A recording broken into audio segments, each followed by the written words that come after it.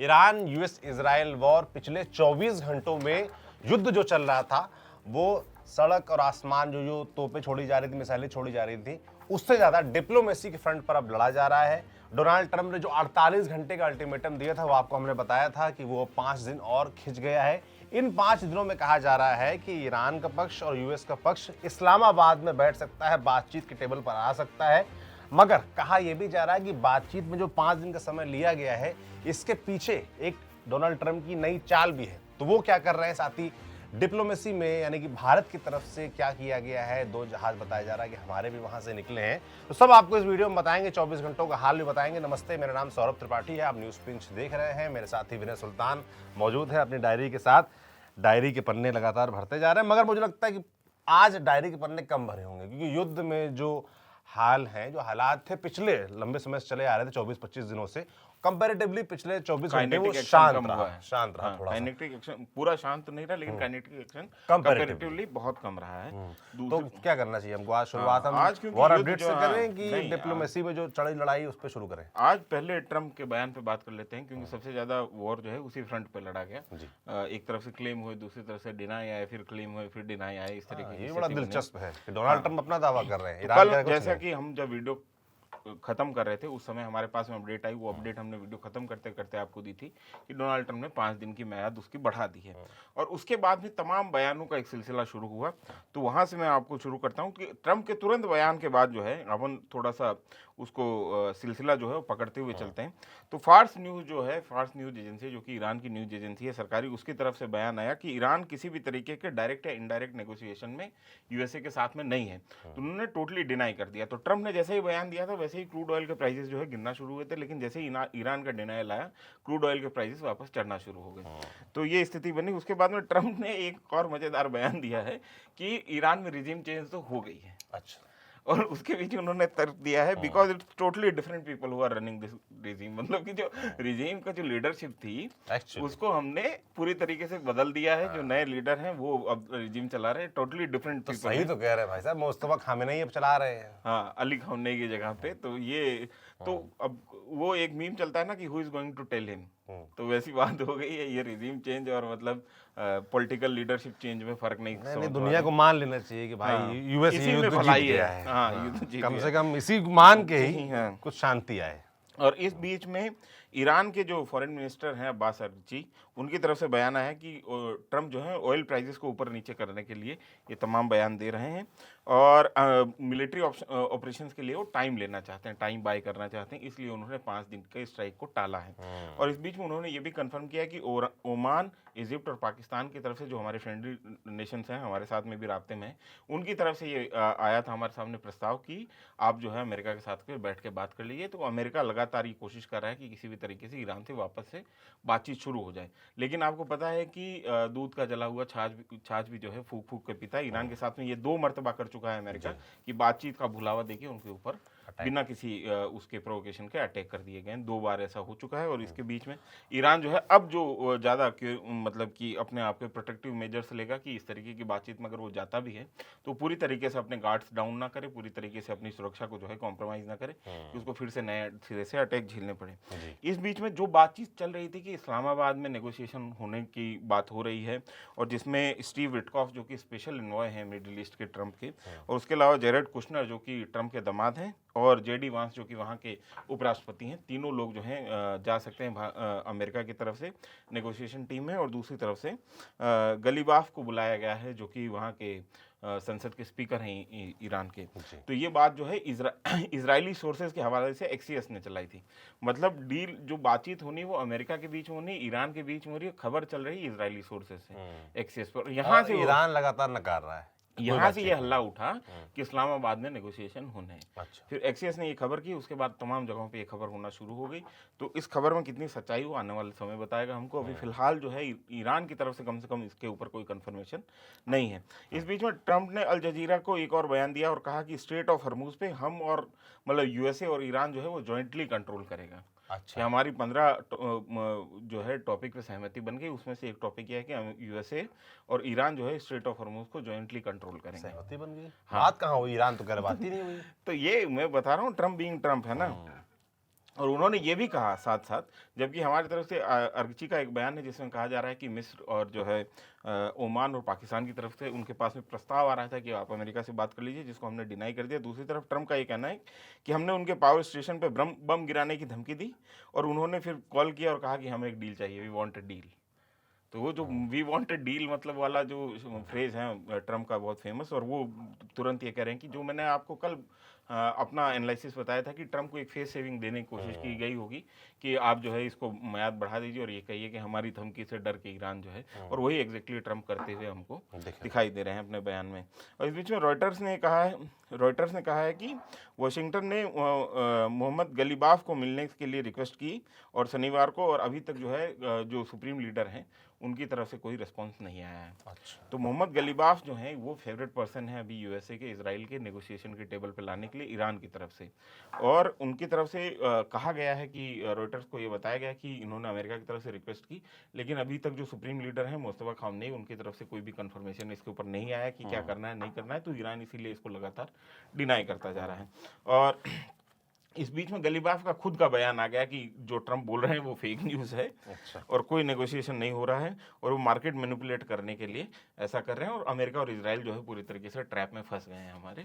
तो उनको जो है हम मतलब जिस तरह की डिप्लोमेसी आप बता रहे हैं, जो बातचीत आप बता रहे हैं, वो इतना कंफ्यूजिंग है कि समझ में नहीं आ रहा है कि असल में चल क्या रहा है। एक तरफ ट्रम्प यूएस का दावा है कि बातचीत करेंगे, इस्लामाबाद ये वो लेंटेन तमाम चीज़ें बता रहे हैं, मगर एक तरफ ये है एक ईरान नकार रहा सिरे से। जब हम चीज़ें सारी जो हैं सारे डॉट्स जब कनेक्ट करेंगे तो आपको समझ में आएगा कि ये टाइम क्यों लिया गया है और बातचीत ये कहाँ पे जाएगी।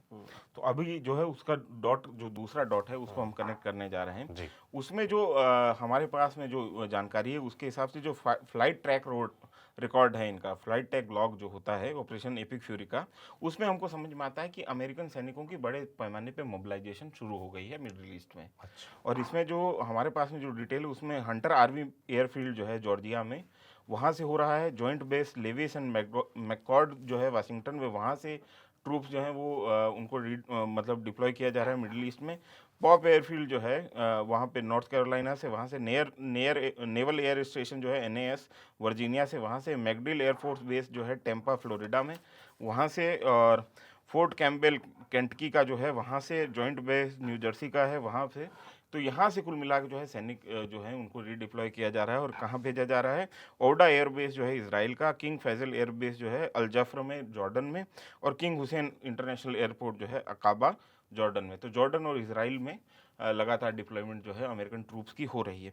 इस बीच में एनवाईटी की एक खबर आई थी और एनवाईटी की खबर ने ये बताया है कि जो 82nd एयरबोर्न डिवीज़न है, जो रैपिड एक्शन डिवीज़न है, जो तुरंत काम करने के लिए, तुरंत एक्शन करने के लिए जानी जाती है, तो उसके 3000 से 4000 ट्रूप्स जो हैं वो खर्ग आइलैंड पर कब्जा करने के लिए उनको डिप्लॉय किया जा रहा है। और वो जो हैं शुक्रवार तक पहुंच जाएंगे, शुक्रवार तक उनके मिडिल ईस्ट में पहुंचने की खबर बड़ी है। अजीब स्थिति है कि मतलब एक तरफ बातचीत की बात हो रही है, एक तरफ डिप्लॉयमेंट अपने सैनिकों को बढ़ा रहे हैं, फोर्स बढ़ा रहे हैं। यही सवाल ट्रम्प से किया गया जब वहाँ के पत्रकारों के द्वारा। तो ट्रम्प ने ये कहा कि अगर तुम मेरी पोजीशन में होते तो क्या तुम इस सवाल का जवाब देते कि डिप्लॉयमेंट क्यों चल रहा है? फिर उन्होंने कहा कि क्रेजी क्वेश्चन, मतलब कैसा पागलपन का क्वेश्चन है ना। और वाशिंगटन पोस्ट ने ये कहा है इजरायली अपने सोर्सेज के हवाले से कि स्ट्रेट ऑफ हॉर्मूज को सिक्योर करना अभी का सबसे ज़्यादा रियलिस्टिक एंड गोल है। कि अगर हम स्ट्रेट ऑफ हॉर्मूज को कब्जा कर सकते हैं, कर लेते हैं किसी तरीके से, ईरान के कब्जे से हटा लेते हैं और वहाँ पे इंटरनेशनल जो मेरीटाइम नेविगेशन है वो शुरू करवा लेते हैं किसी भी तरीके से, तो ये हमारे लिए एक जीत होगी। इसको हम जीत कंसिडर करके ये हमारा एग्जिट प्लान हो जाएगा कि हम यहाँ से निकल जाएंगे। पर ईरान मुझे नहीं लगता किसी भी कीमत पे इसके लिए तैयार होगा। मैंने जैसे आपको पहले भी हमारे दर्शकों को बताया कि वहाँ पे सिर्फ 2 मील का रास्ता ऐसा है जहाँ पे हैवी जो टैंकर्स जो हैं वो निकल सकते हैं। वहाँ पे गहराई 2 मील में ही ऐसी है और 21 मील का टोटल रास्ता है। तो 21 मील का टोटल रास्ता, जिस तरीके की मिसाइल की सलाहियत ईरान के पास में, जिस तरीके की मिसाइल कैपेबिलिटी ईरान के पास में है कि वो मिसाइल से ड्रोन से अटैक कर सकता है, उनके पास में अंडर वाटर अटैक जो ड्रोन्स हैं वो भी हैं और उनके पास में रैपिड शिप्स भी हैं।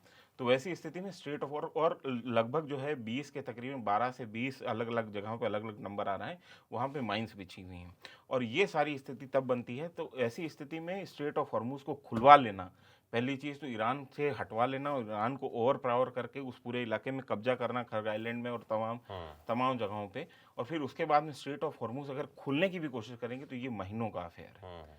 क्योंकि आपको याद होगा कि इराक वॉर के समय जो लैंड माइंस वो माइंस बिछाई गई थी पानी में, मरीन माइंस, तो उस स्थिति में जब अमेरिका के पास में उसका एकदम जियोग्राफिकल लोकेशन था, जियो पॉइंट्स थे कि भाई यहाँ पे माइंस है, तब भी उसको खाली करने में, उसको साफ करने में, उसको हटाने में इनको 51 दिन का समय लगा था। अच्छा, तो अब तो ये ऐसी स्थिति है कि उनको पता ही नहीं पता कि ही नहीं है। माइंस कहाँ है, तो वो लंबा अफेयर है। तो स्ट्रेट ऑफ हॉर्मूज अगर इस तरीके से, और दूसरी चीज ये है कि ईरान ने स्ट्रेट ऑफ हॉर्मूज बंद नहीं किया है। स्ट्रेट ऑफ हॉर्मूज जो बंद हुआ है वो हुआ है इंश्योरेंस कंपनीज की वजह से। कोई भी इंश्योरेंस कंपनी अभी स्ट्रेट ऑफ हॉर्मूज जितना हॉट है, वहाँ पे किसी भी वेसल को, किसी भी ऑयल टैंकर को, किसी भी एलपीजी कैरियर को अपनी तरफ से जो है इंश्योरेंस नहीं देना चाहती हैं, क्योंकि वहाँ पे हिट होने की संभावना बहुत ज़्यादा है और लगातार हिट हुए हैं, तो असुरक्षित बना दिया है ईरान ने। और जब तक किसी वेसल के पास में अगर इंश्योरेंस नहीं है, तब तक उसका समुद्री पानी में जाना इलीगल है, और वो कोई भी जो वेसल का मालिक है, जो भी कंपनी हो, वो इतना रिस्क उठाने के लिए तैयार नहीं है। जाहिर सी बात क्योंकि है। करोड़ों सैकड़ों करोड़ का बिजनेस होता है, एक वेसल अगर हिट होता है तो सैकड़ों करोड़ आपके डूब सकते हैं। जी, इस बीच में एरबिल में हमारे सामने अब हम जो है चलते हैं जो हिट हुए हैं, ये डोनाल्ड ट्रंप की 24 बात घंटे के वॉर अपडेट्स पे। फिर क्योंकि डोनाल्ड ट्रंप की बात महत्वपूर्ण थी, तो वो हमने थोड़ा सा उसको शुरुआत कंक्लूड उससे करने की कोशिश की, और फिर हमने ये आपको डॉट्स कनेक्ट करके मतलब कुल बताया। मिला के डिप्लोमेसी में जो अब तक आपने समझाया, दर्शक समझ गए होंगे। ये कि एक तरफ टेबल पर बैठने की बात चल रही है कि किस तरीके से ईरान और यूएस के लोग आए, कौन कौन आए, क्या बातचीत हो सकती है, क्या टाइम हो सकते हैं, वो चल रही बातचीत। तो एक तरफ लगातार यूएस अपना डिप्लॉयमेंट कर रहा है अपने सैनिकों को, तो एक प्लान भी, जो आप शुरुआत में मैंने बताया था, वो एक प्लान भी बनाने की कोशिश कर रहा है कि कैसे दबाव बनाया जाए ईरान पर। और ये दबाव की स्ट्रेटजी भी हो सकती ये है। दबाव की स्ट्रेटजी नहीं है, क्योंकि सौरभ इनके पास में मिलिट्री ऑप्शन चुक गए हैं। मैं बता रहा हूँ 16,000 17,000 स्ट्राइक करने के बाद में आपके पास स्ट्राइक करने के लिए बहुत कुछ बचता नहीं है कि आप वहाँ पे स्ट्राइक कर पाएं, और जहाँ पे आप स्ट्राइक कर सकते थे आपने कर दी। आपके पास में मिलिट्री ऑप्शन कुछ बचते नहीं। बूट्स ऑन ग्राउंड आप उतारना नहीं चाहते, क्योंकि आपको उसके खतरे पता है, आपको सबक पता है वियतनाम का, आपको सबक पता है अफगानिस्तान का, और आपको सबक पता है चेकोस्लोवाकिया का। तो वैसी स्थिति में आप बूट्स ऑन ग्राउंड जो है वो नहीं उतारना चाहेंगे। अब जब बूट्स ऑन ग्राउंड आप नहीं उतारना चाहते हैं, तो आपके पास में मिलिट्री ऑप्शन क्या है? या तो आप खर्ग आइलैंड पे कब्जा करें और ईरान को जो है दबाव में डालने की कोशिश करें, क्योंकि अमेरिका के पास में अभी कोई नेगोशिएशन चिप नहीं है ईरान के खिलाफ। अगर वो नेगोशिएशन टेबल पे बैठते भी हैं, तो आइदर तो वो अगर ईरान की शर्तों पे पूरी तरीके से सहमत हो जाएं, तो वैसी स्थिति में जो है ये युद्ध रुक सकता है। और जो कि सहमत होने की स्थिति नहीं है, हम ईरान की भी अभी जो है जो शर्तें हैं, उसमें जब हम कंक्लूड करेंगे उसको, तो उसको पूरी चर्चा उसके ऊपर करेंगे। फिलहाल जो है हम स्ट्राइक्स के ऊपर बात कर लेते हैं, जो 24 घंटे में स्ट्राइक्स हुई हैं उसके ऊपर। तो एक तो अमेजोन वेब सर्विसेज की फैसिलिटी है बहरीन में, उसको हिट हुआ है।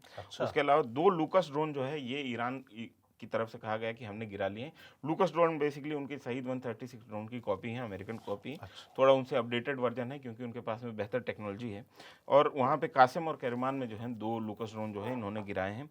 इसके अलावा एरबिल में कंफर्म हिट हुआ है, और एरबिल में सीरैम जो इनका एयर डिफेंस सिस्टम है उसकी एक्टिविटी भी देखिए, कंफर्म हिट की हमारे पास में विजुअल कंफर्मेशन। तेल अवीव में कस्टल म्यूनिशन जो है वो फायर किया गया था, जो कि कई जगह पे इम्पैक्ट किया है। हाइफा में कस्टल म्यूनिशन जो है वो फायर किया गया था, वो भी कई जगह पे हिट हुआ है। तो ये स्थिति जो है, और बड़ा मोटा मोटी तौर पर ईरान की तरफ से सऊदी पे भी लगातार अटैक किए गए, और जो मिडिल ईस्ट की दूसरी कंट्रीज हैं उसके ऊपर भी अटैक किए गए। हालांकि अटैक की जो शिद्दत थी वो उतनी इंटेंसिटी जो है वो उतनी नहीं थी जितनी होनी चाहिए, लेकिन ऐसा सांकेतिक तौर पे ही किया गया वो किया गया है। और हालांकि आईआरजीसी के जो कमांडर हैं उनकी तरफ से ये क्या कहा गया है कि हमारे जो अभी सरप्राइजेस जो हैं वो बचे हुए हैं, अगर ये युद्ध वो ईरान की तरफ से लगातार शुरुआत से ही कहा जा रहा है, ताकत अभी बाकी है, असली ताकत अभी बाकी है, क्योंकि ये पोस्चरिंग का खेल है। ईरान अपने आप को किसी भी तरीके से कमजोर नहीं दिखाना चाहता। एक तरफ डोनाल्ड ट्रंप जो है लगातार बात कर रहे हैं कि हम जो है उनकी पावर स्ट्रक्चर को, जो पावर प्लांट्स हैं उनको हिट नहीं करेंगे। दूसरी तरफ इजराइल ने जो किया है वो दूसरी ही कहानी कहता है। तो हम इजराइल के जो स्ट्राइक्स हैं उसके ऊपर चलेंगे, तो हमको एक थोड़ा सा पिक्चर का एक और सिरा हमारे पास में जो खुलता है। तो इस्फहान में कावे स्ट्रीट एक जगह पड़ती है इस्फहान में, वहाँ पे गैस एडमिनिस्ट्रेशन की जो बिल्डिंग है उसके ऊपर हिट किया गया है। गैस प्रेशर रिडक्शन सेंटर जो है उसके ऊपर हिट किया गया है। और ये जो दोनों फैसिलिटीज़ हैं, वहाँ पे आपको मैं समझाऊं कि ईरान में जो बिजली बनती है वो नेचुरल गैस से बिजली बनाई जाती है। वहाँ पे गैस टरबाइन्स हैं, उनके जरिए जो है बिजली बनाई जाती है। और साउथ इस्फहान का जो पावर प्लांट है, जो कि 954 मेगावाट है, वहाँ से सप्लाई जाती है। तो जो दोनों सप्लाई लाइन है वहाँ के साउथ इस्फहान पावर प्लांट की, उसके ऊपर हिट किया गया है। इसके अलावा खुर्रमशहर में पावर प्लांट है, जो कि 972 मेगावाट का पावर प्लांट है। यहाँ की गैस पाइपलाइन है, इसको भी हिट करने की कोशिश की गई। हालांकि वहाँ पे जो अथॉरिटीज़ है उनका कहना है कि ये पाइपलाइन अभी भी ऑपरेशनल है।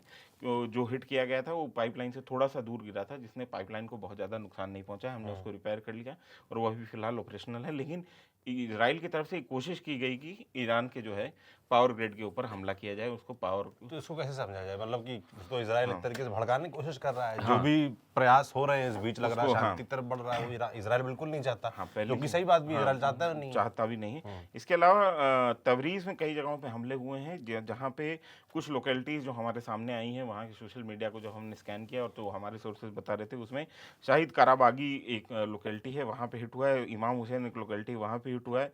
मर्दारान में एक हिट हुआ है। राबे रशीदी में एक हिट हुआ है। इस पे और आईडीएफ की तरफ से कहा गया है कि हमने तबरीज़ में जो स्पेशल यूनिट का कमांड सेंटर है उसको हिट किया गया है।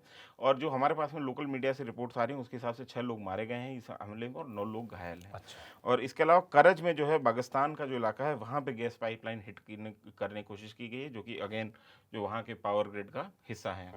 और वहाँ से वो गैस पाइपलाइन जो है वो एक पावर प्लांट के लिए जा रही थी और उसको हिट करने की कोशिश की गई है। तो ये स्थिति जो बनती है कि इजराइल एक तरफ जो है धीरे धीरे करके ही छोटे मोटे अटैक के जरिए ईरान के जो पावर स्ट्रक्चर है, ईरान का जो पावर ग्रिड है, उसको हमले के जद में लेकर आ रहा है, उस पर हमले कर रहा है लगातार। दूसरी तरफ अमेरिका ये कह रहा है कि हम नहीं करेंगे और हमने इजराइल को मना कर दिया है कि नहीं करेंगे। और कल हमने आपको बताया था कल के वीडियो में कि इजराइल में इसकी मॉक ड्रिल्स हो चुकी हैं, तैयारी हो चुकी है कि किस तरीके से ईरान के पावर प्लांट्स को हिट करना है। और कल इन्होंने हो सकता है कि एक तरीके से एक्सरसाइज के तौर पे, एक प्रैक्टिस के तौर पे ये करने की कोशिश की होगी। और ईरान में भी कोई ऐसी प्रैक्टिस चल रही होगी? ईरान ने भी कहा है ना कि अगर ईरान- हमारे पावर सेंटर्स को आप अटैक करेंगे तो हम आपके ईरान के पानी के पास केंद्र होंगे, डिसलेशन। डिसलेशन, हालांकि ईरान ने बाद में मना कर दिया था कि डिसलेशन प्लांट्स हम हिट नहीं करेंगे, लेकिन उन्होंने कहा कि हम भी फिर आपके पावर ग्रिड को तो हिट करेंगे। डिसलेशन वो पॉइंट है जहां से जो सबसे ज्यादा डर लोगों को है, कि है। न्यूक्लियर वेपन्स का की इस्तेमाल तरफ हो ये जाए बढ़ जाएगा, तो उसके चांस बढ़ जाएंगे, है ना। तो ये स्थिति अभी बनती है इजराइल की तरफ से और ईरान की तरफ से। हालांकि जो दोनों तरफ से जो हमले कल हुए हैं, कल रात और आज पिछले 24 घंटे में, उसमें वो शिद्दत, वो तेजी, वो गर्मी नहीं थी। लेकिन ऐसा नहीं कि हमले पूरी तरीके से रुक गए, हमले लगातार चल रहे हैं। और इस बीच में पूरा युद्ध जो है वो एक तरीके से डिप्लोमेटिक फ्रंट पे जो है वो चला गया है। और ट्रंप के बारे में तो हमने आपको बताया कि ट्रंप अभी क्या कह रहे हैं, किस तरीके को बयान दे रहे हैं। इस बीच में भारत के लिए एक अच्छी खबर है कि भारत के 2 एलपीजी कैरियर जगवसंत और पाइन गैस जो हैं, जो कि 92,000 मेट्रिक टन गैस जो है लेके आ रहे थे, उन्होंने स्ट्रेट ऑफ हॉर्मुज क्रॉस कर लिया। ये हमारी जो भारतीय अथॉरिटीज़ है उनकी तरफ से बताया गया है। और इसके अलावा बहरीन ने यूएन सिक्योरिटी काउंसिल में एक नया वो प्रस्ताव लेके आए हैं, जिसके हिसाब से जो भी मेंबर हैं सिक्योरिटी काउंसिल के, उनको ये अख्तियार उसके बाद में मिल जाएगा कि वो स्ट्रेट ऑफ हॉर्मुज को फोर्सफुली खुलाने के लिए जो भी करना चाहें, जो भी ऑल नेसेसरी मीन्स जो हैं उनके पास होंगे, जिसमें काइनेटिक एक्शन है, मिलिट्री एक्शन है, वो भी। तो एक तरीके से एक जो है समर्थन बनाने की कोशिश कर रहे हैं स्ट्रेट ऑफ हॉर्मुज खुलाने के लिए। जो बाहरी जो सिक्योरिटी काउंसिल के जो सदस्य हैं उनको भी साथ लेना चाह रहे हैं। तो ये प्रस्ताव बहरीन की तरफ से पेश किया गया है। बाकी हमने देखा है कि यूएन ने इस पूरे कॉन्फ्लिक्ट में जैसी भूमिका निभाई है वो उसका कोई अर्थ नहीं रह जाता है। और इसके बीच में लेबनान ने ईरान के जो है एम्बेसी उसको खाली करने के लिए कह दिया है। ईरान के जो एम्बेसडर थे लेबनान में, उनको पर्सोना नॉन ग्राटा डिक्लेयर कर दिया है और कहा है कि 24 घंटे में आप चले जाइए। और लेबनान ने अपने भी जो डिप्लोमेट्स थे ईरान में उनको वापस बुला लिया है। तो अब जो है सऊदी के बाद में ईरान ने भी, लेबनान ने भी ईरान के साथ में अपने डिप्लोमेटिक टाइज को ख़त्म कर दिया है। और इस बीच में वॉल स्ट्रीट जर्नल की एक रिपोर्ट है जिसके हिसाब से सऊदी ने अपने एयर बेसेस जो हैं वो यूएसए के लिए खोल दिए हैं। हमने कल के भी अपडेट में आपको बताया था कि सऊदी की तरफ से यूएसए में के लिए एयर बेसेस खोले गए हैं और उसका क्या इंपॉर्टेंस है। और अब जो है सऊदी और यूएई जल्द ही इस वॉर को ज्वाइन कर लेंगे, ऐसा डब्ल्यूएसजी के तरफ से कहा जा रहा है। डब्ल्यूएसजी क्योंकि मेरे को लगता है कि ज़्यादा भरोसेमंद, ज़्यादा विश्वसनीय मीडिया आउटलेट है, तो उसको उसकी रिपोर्ट हम गंभीरता से थोड़ा लेते हैं। और ट्रम्प, एक यहाँ पे हिब्रू मीडिया है योडियट करके, और उसकी तरफ से एक रिपोर्ट ये आई है जो कि दिलचस्प रिपोर्ट है कि ट्रम्प जो है वो 9 अप्रैल तक इस वॉर को कंक्लूड कर देंगे।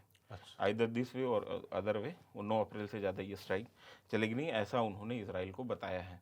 तो ये योडिट की तरफ से ये रिपोर्ट आई है।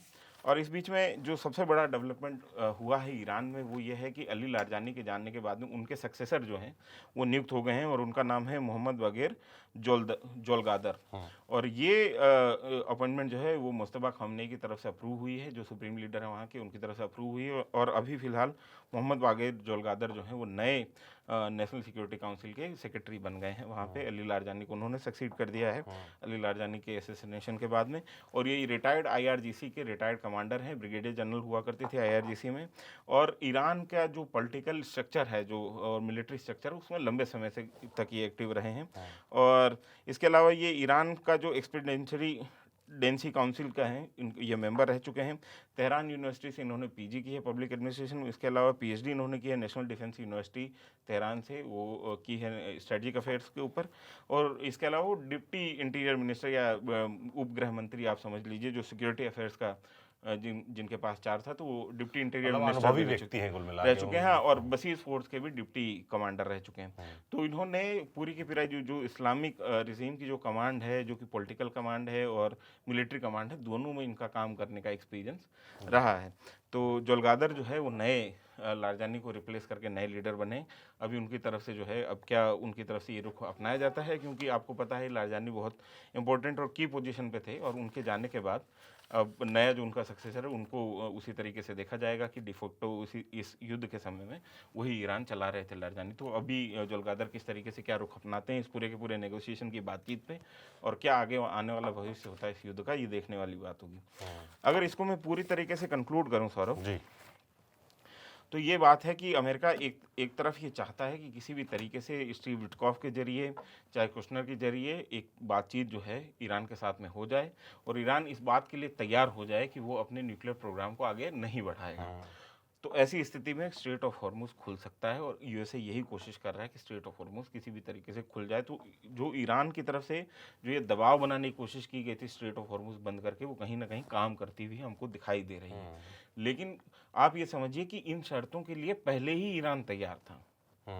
जब ये बातचीत शुरू हो रही थी, जिस उससे पहले जो डिप्लोमेटिक बातचीत हो रही थी, जिसमें ईरान ने ये कह दिया था कि वो अपना न्यूक्लियर प्रोग्राम जो है उसको कंटिन्यू नहीं करेगा, और उसने ये भी कहा था कि जो हमारे पास में एनरिच्ड यूरेनियम है उसको अब हम आपको हैंडओवर भी करने के लिए तैयार हैं। तो फिर इस पूरे के पूरे 9 दिन चले 2.5 कोर्स का मतलब क्या है? आपने 23-24 दिन लड़ाई की, आपने पूरी की पूरी दुनिया की अर्थव्यवस्थाओं के भट्टे बैठा दिए, आपने पूरी तरीके से दुनिया भर को आर्थिक दबाव में ला दिया, और ये आर्थिक दबाव लॉन्ग लास्टिंग होगा। अगर मान लीजिए आज कल भी युद्ध खत्म हो जाता है, तो युद्ध के जो आर्थिक प्रभाव हैं वो लंबे समय तक आपको दिखाई देंगे दुनिया भर की अर्थव्यवस्थाओं में।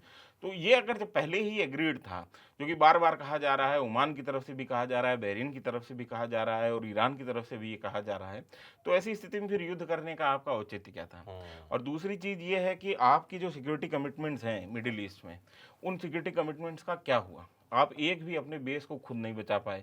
आपके जो इतिहाद जो एलाइड कंट्रीज हैं मिडिल ये ईस्ट तो में, एक्सपेक्ट किया ही नहीं था, इन्होंने एक्सपेक्ट ही नहीं था। इनको लग रहा था बस एकदम वेनेजुएला की तरह जाएंगे, 2-4 दिन बमबारी करेंगे, उनके रेजिम चेंज करेंगे, अपने लोगों को बैठाएंगे, जिंदाबाद करते हुए वापस आ जाएंगे। हाँ, अब पूरा हमारे एक जगह कंट्रोल में। पे मैंने ईरान ने चौंकाया ना इनको। तो ये मैंने अभी एक जगह ये भी पढ़ा था कि जब डोनाल्ड ट्रंप पिछली बार राष्ट्रपति थे, तो उनकी तरफ से तथाकथित तौर पे उनके ऊपर एक असैसिनेशन अटेम्प्ट हुआ था, जो कि ईरान की तरफ से किया गया। तो अभी हमने एक रिपोर्ट में यहाँ पे पढ़ रहा हूँ, वो किस न्यूज आउटलेट पे, वो थोड़ा सा मेरे को जो है कन्फ्यूजन है, लेकिन ये रिपोर्ट मैंने पढ़ी है कि बीबी नेतन्याहू की तरफ से ट्रंप को ये कहा गया स्ट्राइक से 2 दिन पहले कि ये अली जो खमनेई है उनको मार के आप जो आपके ऊपर जो असैसिनेशन अटेम्प्ट हुआ था उसका बदला लेने का इससे बढ़िया मौका कुछ नहीं होगा। तो अगर युद्ध इस शर्तों पे हो रहा है कि किसी एक व्यक्ति के अपने असैसिनेशन अटेम्प्ट का बदला लिया जाए और उसके चक्कर में इस पूरी दुनिया को इस तरीके की स्थिति में धकेल दिया जाए, तो ये भी मतलब अपने आप में हास्यास्पद बात है, बहुत गंभीर है ना। हालांकि और बाकी के डायरी में कुछ ना मैं यही देख रहा हूँ डायरी शक्ति लेते हो तो भाई तुम कुछ मैं कुछ देख। हाँ, एक और मजेदार जो मैंने इंसिडेंट जो है वो नोट किया था, और वो मतलब 2 इंसिडेंट हैं और दोनों आपस में किसी भी तरीके से कनेक्टेड नहीं है। हाँ, ये 2 चीज़ें रह गई हैं। तो पहली चीज़ तो हम बात कर लेते हैं भारत की दृष्टि से। तो भारत में जो विदेश मंत्री हैं एस जयशंकर, उनकी मार्को रूबियो से बात हुई, जो कि सेक्रेटरी ऑफ स्टेट है, अमेरिका के सेक्रेटरी ऑफ स्टेट एक तरीके से अमेरिका के विदेश मंत्री। तो मार्को रूबियो से उनकी बातचीत हुई है वेस्ट एशिया पे एनर्जी सिक्योरिटी के ऊपर। जैसा एक उनकी तरफ से एक ट्वीट पे एक बयान दिया गया, जो कि डिप्लोमेटिक बयान जिस तरीके से आते हैं कि हमारी बात हुई, दोनों उन्होंने गंभीर चिंता जताई और वेस्ट एशिया के कॉन्फ्लिक्ट के ऊपर, और जो नेविगेशन जो है और स्ट्रेट ऑफ हॉर्मुज में वो होना चाहिए, और एनर्जी सिक्योरिटी के ऊपर बात की। उससे पहले एस जयशंकर ने मुलाकात की थी जो भारत में राजदूत हैं जीसीसी गल्फ कॉरपोरेशन काउंसिल के जो देश हैं, Saudi, UAE, Oman, Qatar, Bahrain और कुवैत, इसके जो यहाँ पे भारत में एम्बेसडर हैं उनसे मुलाकात की थी, और ये तय करने की कोशिश की थी, ये सुनिश्चित करने की कोशिश की थी कि भारत की एनर्जी सप्लाईज जो हैं वो अनइंटरप्टेड रहें, क्योंकि हमारे पास में ज़्यादातर जो एनर्जी सप्लाई करने वाले देश हैं वो जीसीसी के देश हैं, और स्ट्रेट ऑफ हॉर्मुज पे कब्जा भी है ईरान का। तो हमको दोनों से जो है एक तरीके से सहमति, तालमेल बिठा के अपने लिए एनर्जी सप्लाईज लेनी है। तो ये भारत के संदर्भ में ये बात थी। दूसरी 2 घटनाएं हुई हैं पिछले 48 से 72 घंटे में, वो दोनों घटनाएं आपस में किसी तरीके से कनेक्टेड नहीं। मैं किसी तरीके के डॉट एक से एक बैठा नहीं रहा हूँ, मैं 2 घटनाओं की जानकारी आपको दे रहा हूँ, आपको जो मतलब निकालना हो यहाँ से निकाल लेना। इतना भाई माहौल बनाता है आदमी। हाँ यार, फिर कल को कह दे कि विनय भाई ऐसा बोल रहे थे वैसा बोल रहे थे। तो पहली बात ये है कि बाद में जनता और हम डिसाइड करेंगे कि तो डॉट मिलाना है कि नहीं मिलाना है। तो यूक्रेन ने नहीं, ये डिस्क्लेमर वाली बात है कि जैसा आता है ना कि ये प्रेरित है और इसका किसी भी तरीके से फिल्मों में भी आता है। फिल्मों में बस वो प्रेरित है। तो चैटर है, मैं आपको सुना देता हूँ। तो हुआ क्या है कि 21 तारीख को यूक्रेन ने रशिया के कुछ ऑयल और इंफ्रास्ट्रक्चर के ऊपर हमला किया था, जिसमें साराटो रिफाइनरी है और तिखोरस ऑयल हब है, इसके ऊपर 21 तारीख को हमला किया था। फिर 23 तारीख को ऑयल टर्मिनेट जो है प्रिमोस्क पोर्ट पे, और ऊफा रिफाइनरी जो है इसमें 23 तारीख को हमला किया था, 23 मार्च को।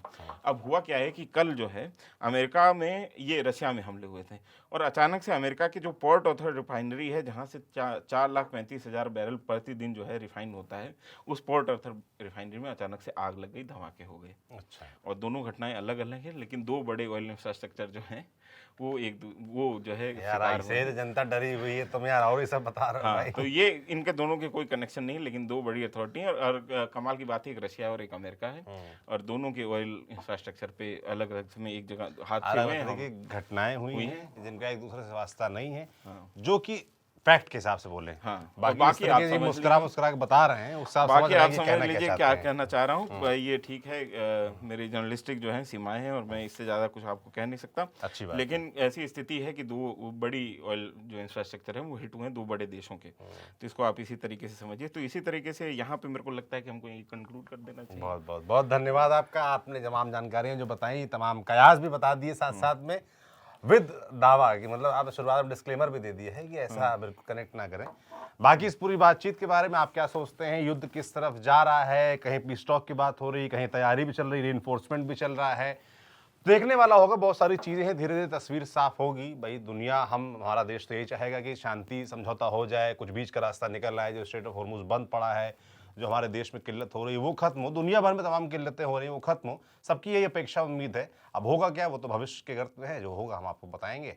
मेरे सुल्तान लगातार तैनात रहते हैं, नज़र बनाए रखते हैं, अपनी डायरी में नोट्स लेते रहते हैं, यूं ही आप तक हम पहुंचाते रहेंगे। ये कोशिश कैसी लग रही है कमेंट बॉक्स में लिखकर ज़रूर बताएं। न्यूज़ पिंस देखते रहें, सब्सक्राइब करना ना भूलें। मैं सौरभ त्रिपाठी हूँ, मेरे साथी विनय सुल्तान, कैमरे के पीछे सुधांशु हैं। शुक्रिया।